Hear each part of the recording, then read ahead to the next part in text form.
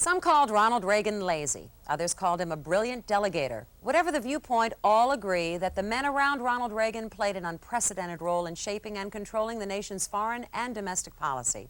But how much power did they wield, and to what end? Was Ronald Reagan simply the acting president? Joining us this morning with the answers is Bob Schieffer, Chief Washington Correspondent for CBS News, and it's a delight to welcome you to Good Day, Bob. Thank you very much. Was he the acting president? Acting played a large part in Ronald Reagan's presidency. Performance was a large part of his presidency. Others would sometimes put Ronald Reagan down for being an actor, but he never did. He thought it was an important part of being president, presenting yourself. Ronald Reagan, in his own biography, once wrote that the only view people often have of themselves is what they see in the mirror. He said once he got into the movies, he understood that people saw you from the front, from the back, from afar, from up close. And so, in a sense, Ronald Reagan was always on, and it was one of the great strengths of his presidency, the way he presented himself. I think he understood that communication was not simply just what you said, but how you said it, the setting that you said it in. And so that was one of the things that made him a fascinating subject to write a book about. Would you agree that it is a tremendous strength to be a good delegator? But hand in hand with that, you must be also a very good picker. Can we focus on the last 4 years of his presidency? Did he fail in the latter? Well, the interesting thing to me about Ronald Reagan, and the reason that Gary Paul Gates and I decided to write a book about him, he was something unique on the American political scene. We'd never really seen anything like Ronald Reagan. I'm not sure we'll ever see anything again like him. He was something that was possible only in the television age. And I mean that in this sense. In many ways, Ronald Reagan was sort of a logo for his administration, or a trademark. Ronald Reagan stood for certain things. The people who worked for him presumed to know what those things were. When the people who presumed to know what he wanted and what he stood for were smart operators like James Baker, Ronald Reagan had some successes. When the people who presumed to know what he stood for were people that, in my view, were sort of operating above their pay grade, not bad people, but people who simply were in jobs that they did not have the background or the expertise to be in, people like Oliver North and John Poindexter, then Ronald Reagan got into trouble. So that's what this book is about, how decisions were made in the Reagan White House and how that kind of contrasted to how they were made in some other White Houses. It's also about men that you actually almost portray as power mongers in terms of the way that they might have even, abuse might be too strong a word, but they certainly altered their power and the delegation of that power. You actually credit James Baker with our enormous deficit. Why? Well, I think that part of that you do have to lay to Baker, because in the first 100 days of the administration, Jim Baker, who was chosen as Reagan's White House Chief of Staff, and the other advisors just hammered out what they wanted to do in the first 100 days of the administration. And they concluded that what was possible, what Ronald Reagan had run on, was a twofold promise: to build up the defenses of this country and to cut taxes.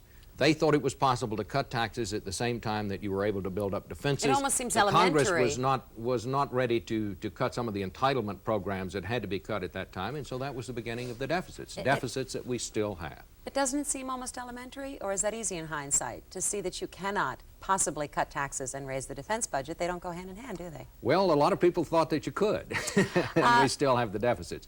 But that will be the real test in history of Ronald Reagan's presidency. While this book is critical, while this book has an obvious point of view, we also give Ronald Reagan his points. I think it's fair to say that he raised the morale of the American people. In some ways, he restored the prestige of the presidency and showed that it was an office that one man could handle. You'll recall that in the years before Ronald Reagan became president, things were going so poorly often at the White House that we often wondered, is this the kind of job that one person can really handle? Well, I think Ronald Reagan showed that you know, you could do it for 8 years. He was the first president since Eisenhower to be elected to a second term. But on the other hand, all of this was done on what amounted to a mountain of debt, and a debt that our children and grandchildren are going to have to pay unless this administration finds some way to seriously address it. And with his seemingly kind of lack of knowledge of what was going on under him, we put our hand close to the fire a couple of times. Reykjavik is one instance you write about. Well, I think what happened at Reykjavik was perhaps far more serious than Iran-Contra, which is the one thing that got so much publicity in a negative sense for Ronald Reagan, and that was that the Reagan administration and the advisors went to Reykjavik and were apparently prepared to negotiate away all of our nuclear weapons. Well, that sounds good on the surface. But when you stop and think, do we really want to be a nation that has no nuclear weapons while China has the largest standing army in the world and nuclear weapons, while France is still a nuclear power, while Great Britain is still a nuclear power? That just doesn't seem very wise to me. And yet, that's what Ronald Reagan was prepared to do. What happened was that he and Gorbachev had a falling out over the Star Wars thing, and so nothing ever came of it. We would never have done that. The United States Senate would not have allowed that to happen.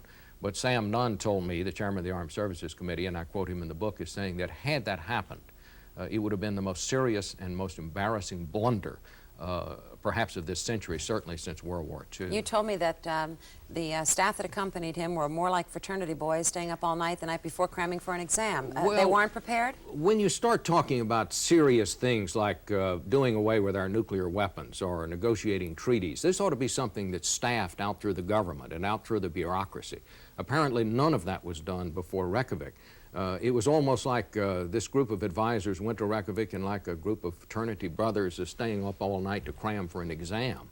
They kind of in a 12-hour period worked out this monumental deal, which Reagan and Gorbachev almost agreed to. When Senator Nunn found out about it in the week after, when he came over to the White House, he went to the Senate floor and called on the White House to draw down the deal before the Soviets accepted it.